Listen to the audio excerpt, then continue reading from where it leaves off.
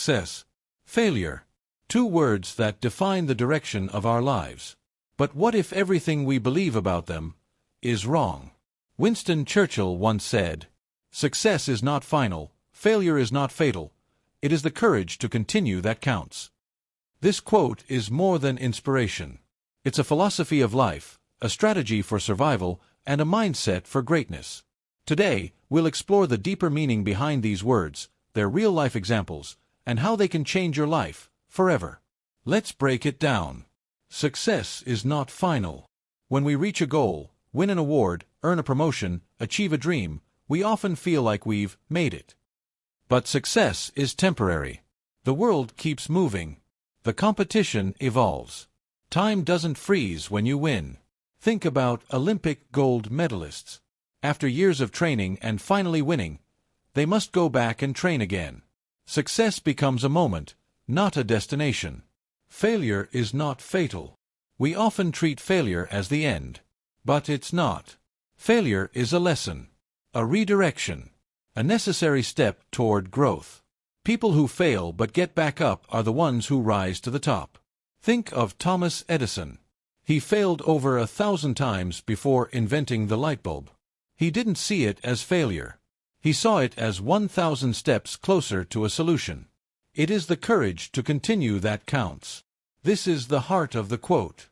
Courage is not about never falling. It's about rising again and again. The real winners aren't the smartest or the fastest.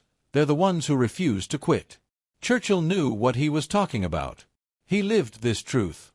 Before becoming one of the most revered British leaders in history, he failed a lot. He was demoted in the military after the disastrous Gallipoli campaign in World War I. He was out of power for nearly a decade, laughed at by his peers.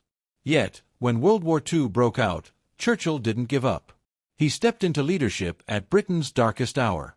He inspired a nation with words like, "We shall never surrender." Under his leadership, the UK endured the Blitz, resisted Nazi invasion, and became a symbol of resilience. His life proved the quote true. Failure did not define him, and neither did temporary success. It was his courage to keep going that changed history. Let's look at some modern examples that echo this same truth. J.K. Rowling. Before Harry Potter became a billion-dollar empire, she was a single mother on welfare. 12 publishers rejected her manuscript. Most people would have stopped. But she didn't. Today, she's one of the most successful authors in history. Success wasn't final for her. It was earned through relentless courage. Elon Musk. He faced brutal failures. Zip2 failed. PayPal faced near collapse. SpaceX had 3 rocket failures. Tesla was on the brink of bankruptcy. People laughed at his ideas. But Musk believed in pushing boundaries. He kept going. Now, SpaceX launches rockets and Tesla is a global brand. His story is a living proof. Success is never final. Failure is never fatal. It's courage that wins. Oprah Winfrey. Fired from her job as a news anchor because she was unfit for TV. But she didn't stop. Instead, she built a media empire, became a billionaire, and used her voice to uplift millions. Let's talk science. Why does this mindset work? Growth mindset versus fixed mindset. Psychologist Carol Dweck coined these terms. People with a fixed mindset believe their talents are static. Those with a growth mindset believe they can improve with effort. Churchill's quote encourages a growth mindset, that success and failure are not endpoints, but part of a larger journey. Resilience training. Studies show that people who regularly face adversity build stronger emotional muscles. This is known as psychological resilience. When you understand that both success and failure are fleeting, you stop overreacting to both. You focus on the process. You become more adaptable, more stable, and ultimately, more successful in the long term. Fear of failure drops. When you stop seeing failure as fatal, you're more willing to take calculated risks. This opens the door to creativity, innovation, and progress. How can you apply this quote in your life? Here are practical steps. Redefine success.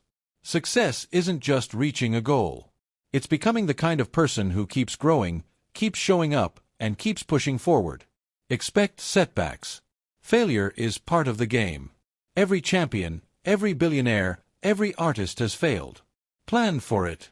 Learn from it. Don't fear it. Track your consistency, not just results.